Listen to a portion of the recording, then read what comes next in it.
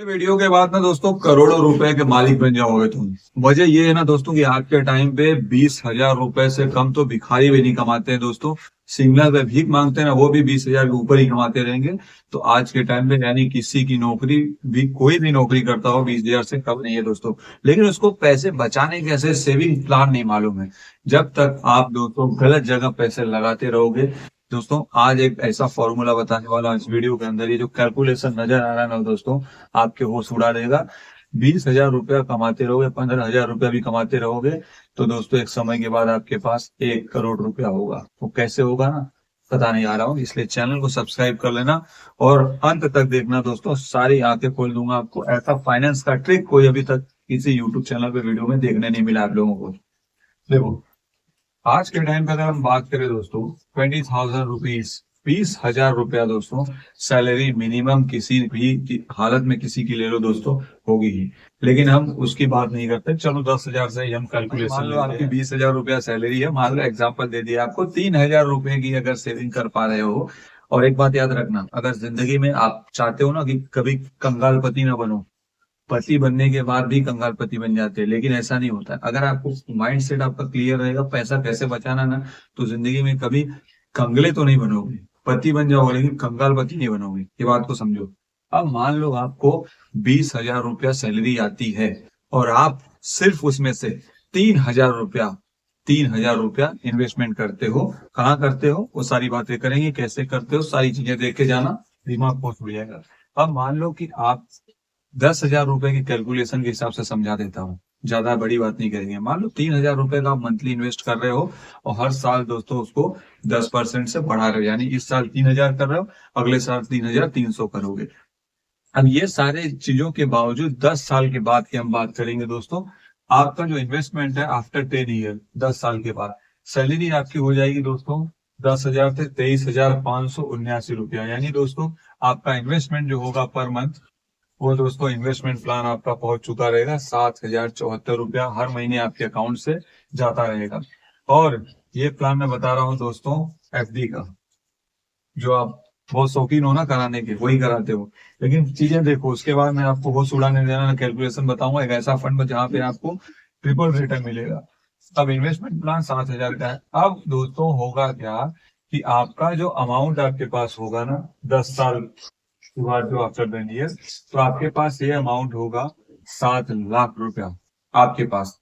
अगर आप ये 7,000 रुपया इन्वेस्ट करते हो लगातार इस प्लान के अंदर, आपके पास मैच्योरिटी पे 7 लाख रुपया होगा, जो कि उस वक्त के करंट सिचुएशन के हिसाब से उसकी औकात होगी उस 7 लाख की 5 लाख। ये हो गया कैलकुलेशन। अब वही हम कैलकुलेशन ले लेते हैं 20 साल की दोस्तों। तो 20 साल बाद आपकी सैलरी हो जाएगी 61,000 रुपीज। आपका इन्वेस्टमेंट प्लान मंथली 18,348। उसके बाद दोस्तों आपका जो अमाउंट होगा आपके मतलब जो मैच्योरिटी में जमा हुआ रहेगा आपके पास उस वक्त होगा 33 लाख रुपया, जो कि उस वक्त के हिसाब से दोस्तों सिर्फ होगा 12 लाख रुपया। दोस्तों सिर्फ होगा 12 लाख। यानी दोस्तों आप, महंगाई का स्तर पता है ना, अगर आप एफडी में 6% का आपको रिटर्न मिल रहा है, 5%, 6% रिटर्न मिल रहा है, महंगाई का स्तर 7% से बढ़ रहा है। यानी दोस्तों आपका उस वक्त जो 33 लाख आपने जमा किया होगा ये कैलकुलेशन के हिसाब से, उस वक्त आपके पास सिर्फ 12 लाख रुपया होगा।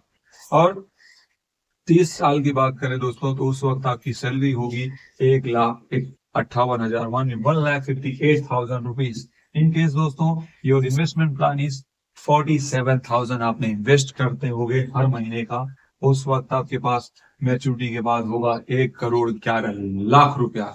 लेकिन इतना ज्यादा इन्वेस्टमेंट करने के बाद आप इतना पा रहे हो ना, एक ऐसा कैलकुलेशन बताऊं जिसके अंदर इन्वेस्टमेंट बहुत ही कम होगा इससे, लेकिन आपको अमाउंट इससे भी ज्यादा देखने मिलेगा। अब लेकिन 1,11,00,000 रुपया आपके पास होगा, लेकिन उस वक्त उसकी कीमत 1,11,00,000 की सिर्फ 26 लाख रुपया हो। समझ रहे हो बात को? समझ गए ना? कहने का मतलब दोस्तों इसमें मजा नहीं आ रहा है। ये इन्वेस्टमेंट प्लान में ना बेसिकली मोस्ट ऑफ लोग जाके बैंक में एफडी, आरडी, एलआईसी में इन्वेस्टमेंट, पीपीएफ अकाउंट, ये सारी चीजें इन्वेस्ट कर देते हैं, लेकिन वहां के रिटर्न आपको यही 5 से 7% के बीच में कहानी खत्म हो जाती है। अब अगर इस कैलकुलेशन के हिसाब से आपका इन्वेस्टमेंट करते रहे ना, तो पूरी जिंदगी आपका पैसा तो पड़ा रहेगा, नो डाउट, रिस्क नहीं है, सेफ जोन में रहोगे, पैसा तो आपका बचे रहेगा, लेकिन पैसा आपका वो जो जमा हो रहा है ना उसमें मजा नहीं आएगा, क्योंकि महंगाई उस वक्त और बढ़ चुकी होगी और आपका जो इन्वेस्टमेंट की पूंजी होगी वो उस वक्त उस काम में नहीं आएगी, क्योंकि पैसा मजा नहीं देगा आपको। तो आइए देखते हैं दूसरी तरफ, मैं आपको लेकर चलता हूँ, म्यूचुअल फंड के बारे में बताता हूँ, जहां पे आपको इससे कैसे तगड़े रिटर्न देखने मिलेंगे, सिर्फ कम से कम करना कुछ नहीं है आपको, बस क्या करना है ना, आप जो एफडी में इन्वेस्ट कर रहे हो, अब आपको एफडी से शेयर मार्केट की तरफ जाना है। अब शेयर मार्केट में क्या है, ट्रेडिंग नहीं करना है। देखो शेयर मार्केट का नाम लेते ही कई लोग डर जाते हैं, अरे बाप रे बाप, नहीं, बहुत लॉस होता है, कई लोग को बर्बाद होते देखा है। भैया बर्बाद तो होना ही है ना, जब जिस चीज की नॉलेज नहीं है, जिस चीज की एक्सपीरियंस नहीं है। दोस्तों शेयर मार्केट के अंदर होता है ट्रेडिंग, जो इंट्राडे बोलते हैं, डेली का डेली बेचते हैं खरीदते हैं, तो उसके अंदर दोस्तों लॉस होने के चांसेस 100% होते हैं, 99% होता है समझ लो। लेकिन म्यूचुअल फंड दोस्तों ये सेफ है लॉन्ग टर्म के लिए। अब सबसे बड़ी चीज दोस्तों आती है कि म्यूचुअल फंड क्यों सेफ है और कैसे करेंगे, मुझे तो कुछ पता नहीं है। देखो मैं भी एक्सपर्ट नहीं हूं और तुम भी एक्सपर्ट बनने की कोशिश मत करो, क्योंकि एक्सपर्ट आप बन के करोगे कि आपको तो नौकरी करनी है, इसमें कैरियर बनाना है तो एक्सपर्ट बन जाना। लेकिन अगर खाली इन्वेस्टमेंट करना है तो म्यूचुअल फंड राइट प्लेस इसलिए है क्योंकि इसके अंदर आपको फंड मैनेजर दिए जाते हैं, जो आपको क्या खरीदना है, कब खरीदना है, कैसे खरीदना है, कब बेचना है, सारा काम वो आपका करके देता है, सारी चीजें वो हैंडल आउट करता है। तो बस आपको क्या करना है, इसके बारे में थोड़ी जानकारी ले लेनी है, जो आपको इस वीडियो में मैं देने वाला हूँ वो सारी देख लीजिए। उसके बाद एक सेफ जोन में दोस्तों इन्वेस्ट करिए, पैसा रिटर्न तो आना ही है, बस एक लॉन्ग टर्म डिसिप्लिन का प्रोसेस है, सिस्टम को फॉलो करना है दोस्तों, और किसमें कब इन्वेस्ट करना है वो सारी चीजें आपका फंड मैनेजर देख लेगा। लेकिन आपको जानकारी थोड़ी होनी चाहिए। ऐसे फंड बता रहा हूँ ना दोस्तों, Nifty 50 mutual fund, mid cap index fund और small cap index fund mutual fund. अब ये इसलिए बता रहा हूँ क्योंकि क्या होता है ना कि पता तो हो कि कौन सा म्यूचुअल फंड कौन सी कंपनियों में इन्वेस्ट कर रहा है और कौन सा रिस्की है कौन सा नहीं रिस्की है। क्योंकि क्या होता है ना, जब तक जानकारी वो डूबते कौन है, जिसको तालाब में फेंक दिया, तैरने नहीं आता है, वही डूबते हैं। इसको तैरना सीखने के बाद छलांग मारो, वरना स्विमिंग पूल के बाहर से मजा लो, डूबते हुए देखो लोगों को, बस तो वही सीधे समझे बात है।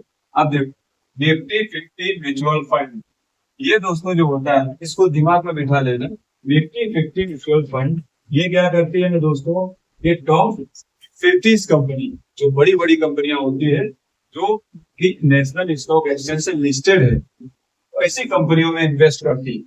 अगर हम इसमें रिस्क की बात करें ना दोस्तों, तो ये दोनों के मुताबिक इसके अंदर रिस्क बहुत कम होता है, क्योंकि ये बड़ी बड़ी कंपनियां जो है वो ऐसा अप डाउन नहीं करती, हल्का हल्का हल्का हल्का हल्का हल्का ऊपर नीचे अप डाउन करती है, और वो ज्यादा डाउन नहीं होती। क्यों? क्योंकि ये बड़ी कंपनियां है ना, ये रातों रात थोड़ी डूबने वाली है। हाँ, अब दूसरी बात करते हैं, mid cap index mutual fund. अब दोस्तों ये क्या होता है, जो मिड साइज की कंपनियां होती है ना, ऐसे 100 कंपनी में यूजुअली ये इन्वेस्ट करते हैं, तो इसके मुताबिक थोड़ा कम होता है, बट मिड कैप इंडेक्स भी एक बेटर ऑप्शन है। अब इसके अंदर क्या होता है कि ये जो मिड साइज हो की कंपनियां हैं, ऐसी 100 लिस्टेड कंपनियों में, ये जो नेशनल स्टॉक से सब एक्सचेंज पर, उसमें ये इन्वेस्ट करती है। तब तीसरा आता है small cap index mutual fund. Small cap यानी दोस्तों ये कम से कम यूजुअली 250 स्मॉल जो कंपनियां होती उसके अंदर इन्वेस्ट करती है। अब सबसे दोस्तों बेटर होता है ये और ये, इसमें चांसेस ज्यादा होते हैं डूबने की। छोटी मोटी कंपनियां हैं, कब डूब जाए भरोसा नहीं है, किसी को नहीं जानते ना, खुद को भरोसा है ना अपने को भरोसा होगा। तो भरोसे वाला काम जिसमें है ये वाला और ये वाला, ये दोनों ध्यान देना है। Nifty 50 mutual fund, mid cap index fund. Index mutual दोस्तों की अभी मान लो कि आपका एफडी का रिटर्न ये देख लिया आपने, रियल एस्टेट का इतना 6.90 मिल रहा है परसेंटेज, ईपीएफ का 8.5%, गोल्ड अगर है तो इसमें आपका इंटरेस्ट मिलेगा। निफ्टी 50, मिड कैप और 100 और स्मॉल कैप, ये तीनों की हम लोग बात कर रहे हैं, बरोबर। ये तीन, अब ये तीनों में कैसा है कि इसका रिटर्न देख लो। अगर निफ्टी 50 में जो दिखाया था मैंने आपको, जो कि इंडिया के टॉप 50 कंपनी में इन्वेस्ट करती है, उसका रिटर्न 200.57% है। वही मिड कैप जो दूसरे नंबर में बताया था मैंने, जो कि अपना 100 कंपनी मिड कंपनी में इन्वेस्ट करती है, इसका रिटर्न 14.20% है। और जिसमें मैंने आपको रिस्क बताया था स्मॉल कैप वाले फंड में मत इन्वेस्ट करो, इन्वेस्ट में रिस्क रहता है, तो भैया 18.10%। बोलोगे यार इसमें तो ज्यादा मिल रहा है, इसमें रिस्क है। देखो सीधी बात है, जहाँ रिस्क है वहाँ रिस्क है, लेकिन रिस्क ले सकते हैं तो ही लेने का, क्योंकि रिटर्न का चांसेस भी ज्यादा है तो डूबने का चांसेस भी ज्यादा है। बात को समझो, बस ये चीजें। अब हम लोग दोस्तों अज्यूम करते हैं कि अगर आप 3,000 रुपया मंथली इन्वेस्ट कर रहे हो, तो 3,000 के अंदर दोस्त 2100 रुपया आपने डाल दिया निफ्टी 50 इंडेक्स में, सेफ जोन में आपका पैसा गया। मिड कैप 100 में डाल दिया आपने, यहाँ पे 14% मिल रहा है 600 रुपया। स्मॉल कैप में आपने 300 डाल दिए, बरोबर, यानी हो गया आपका ये टोटल 3,000 रुपया। ठीक है, अमाउंट आपने इन्वेस्ट कर दिया। अब हम लोग अज्यूम करेंगे दोस्तों सेविंग इंक्रीमेंट जो है वो 10% का और इन्फ्लेशन 5% का, लेट्स अज्यूम। तो क्या फिगर आता है वो आपको दिखाता हूँ कि कितना आपका ये अमाउंट हो जाएगा आज से 10 साल बाद। एफडी का चार्ट तो देख लिया कि मैंने फिक्स डिपॉजिट में अगर आप इन्वेस्ट करते हो तो आपको कितना मिलता है, उसमें मेरे सारी चीजें क्लियर हो गई। अब ये चार्ट जो बनाया मैंने, ये जो इंडेक्स फंड में अगर आप ये तीनों जो बताया उसके अंदर आपने जो 3,000 का कैलकुलेशन मैंने दिखाया पिछले स्लाइड में, उसके तरह अगर इन्वेस्ट करोगे आप दोस्तों, तो आपको 10 साल बाद, 15 साल बाद, 20 साल बाद, 25, 30, 35 साल बाद आपका अमाउंट कितना हो जाएगा वो बाइफिकेशन है। जो एफडी का चार्ट मैंने दिखा दिया आप लोगों को, कितना अमाउंट एक कैलकुलेशन में मिलता था। अभी जो प्रीवियस स्लाइड में मैंने दिखाया कि 3,000 में आप 2100 दोस्तों निफ्टी 50 में इंडेक्स में इन्वेस्ट करोगे, मिड कैप में 600 डालोगे, 300 डालोगे दोस्तों स्मॉल कैप फंड में, तो अब कैलकुलेशन स्टार्ट होता है दोस्तों। मान लो आपकी 10 साल का आपने इन्वेस्ट किया, 10 साल के बाद आपकी सैलरी जो चुकी रहेगी 10,000 से बढ़ के 23,000 हो चुकी रहेगी, तो उसका इन्वेस्टमेंट आपका इसमें से 7,000 होगा मंथली। उस वक्त आपके पास अमाउंट दोस्तों 10 साल बाद आपका 10 लाख रुपया हो चुका रहेगा, 10 लाख रुपया। और टोटल मतलब करंट के जो उस वक्त के प्राइस की बात करें, उस वक्त के हिसाब से जो अमाउंट होगा 10 लाख, वो 6 लाख के ऊपर, 6 लाख, उससे ज्यादा नहीं होगा। अब बोलोगे यार इसमें तो ज्यादा डिफरेंस नहीं है, तो मेन डिफरेंस तो अब स्टार्ट होगा, क्योंकि कोई भी फंड में आप पैसा डालते हो तो उसको जब 20 साल देते हो तब जाके वो पैसा दोस्तों उस आपके उम्मीदों से परे निकल के आता है। 20 साल की कैलकुलेशन देखो, अब 20 साल बाद आपको 63 लाख मिलेगा और उस वक्त उसकी कीमत 24 लाख रुपया होगी। और वही अगर 25 साल की बात करें दोस्तों, तो आपके पास अमाउंट हो चुका रहेगा 1,40,00,000, 1,40,00,000 रुपया, और उस वक्त उसकी कीमत 41 लाख।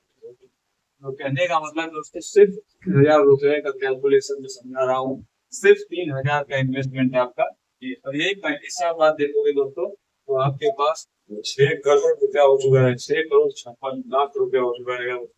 अमाउंट मतलब सोच भी नहीं सकते इतना अमाउंट। और वही 30 साल की बात करें दोस्तों, तो 3 करोड़ फिर भी हो चुका रहेगा, जिसमें उसकी प्राइस होगी 71 लाख रुपया। तो 3 करोड़ दोस्तों 30 साल बाद हो जाएगा। तो यही अगर आप कहने का मतलब एफडी में इन्वेस्ट करते हैं, तो ये सारी अमाउंट जो आपको दिख रहा है, ये नहीं, ये सारी जो कैलकुलेशन है ना दोस्तों, ये सारी मैंने दिखा दिया। आप अगर मिड कैप, स्मॉल कैप और इंडेक्स फंड में दोस्तों इन्वेस्ट करते हो दोस्तों, तो आपका वो हिसाब का ये प्राइस है। लेकिन दोस्तों अगर उसमें जो आपको बताया था मैंने पिछले स्लाइड्स में 18% जो मिलता है स्मॉल कैप फंड में, अगर आप उसमें इन्वेस्ट करोगे तो ये जो आंकड़ा है ना दोस्तों, ये आसमान छूता नजर आएगा। लेकिन वो आसमान छुपाने के लिए आपकी कम उम्र होनी चाहिए। अगर 20 साल की उम्र है आपकी, या कम उम्र है 25 साल की उम्र है, उस वक्त से एसआईपी शुरू कर रहे हो, तो आपके पास क्या रिस्क लेने के लिए टाइम है, तो आप उसमें इन्वेस्ट कर सकते। लेकिन वो भी प्रॉपर डिसिप्लिन और स्टडी के साथ में सारी चीजें कर सकते हो। मेरा काम बस समझाना, बाकी आपका काम है दोस्तों सही जगह पैसे को अपने लगाना। आपका पैसा, मेरा पैसा हो, किसी का पैसा हो, पैसा तो बहुत कीमती है दोस्तों, इसलिए सोच समझ कर लगाएं।